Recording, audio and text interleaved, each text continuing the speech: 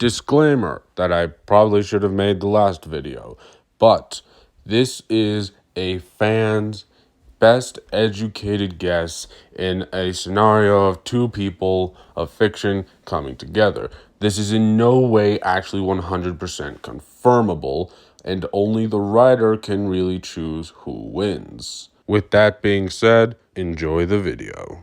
Alright, y'all, today we got the final antagonist of Dragon Ball Super versus the final antagonist of Dragon Ball GT. We got Syn Shenron versus Jiren. And for the record, we are going to be using Omega Shenron, but only against, full power Jiren, if he even needs it. Y'all know the deal. We pick the winner, then we explain why that person's the winner. So, the winner is Syn Shenron.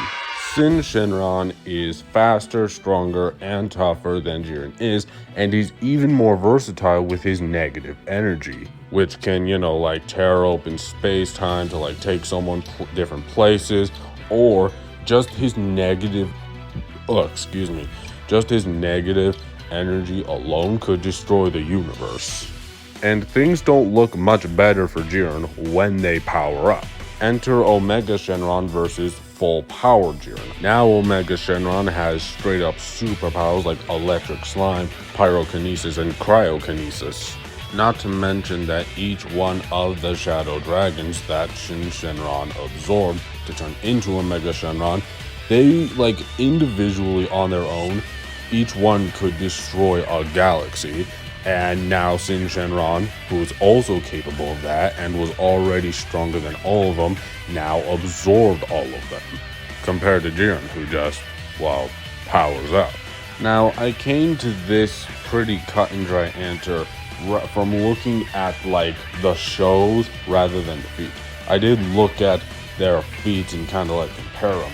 But more or so what I compared were, their backgrounds, the shows they were in.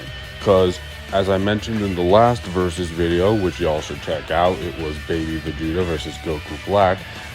Dragon Ball Super is 4 years after the event of Dragon Ball Z, and the movies didn't happen in that timeline. GT, on the other hand, is 10 years, and the movies that happened during the Dragon Ball Z story did happen in the GT timeline. Because GT and Super aren't necessarily different worlds, but different timelines of the same world. This is where writing and background comes to matter more than the feats that each have performed. Because Jiren is the final antagonist in a world that's 4 years after Dragon Ball Z, when Goku got a pretty average power-up. God Ki, it's not weak, it's not super strong, it's about in the middle, it's average.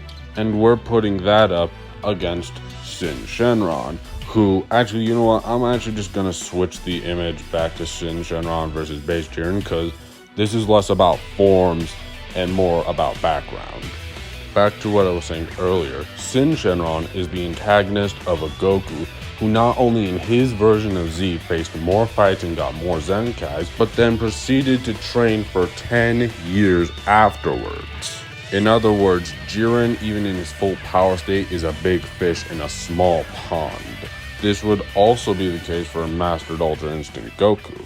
And that's going to be the end of the video. I hope y'all liked it. If you did, hit the like button, subscribe. It helps me a lot. Have a blessed day. Peace.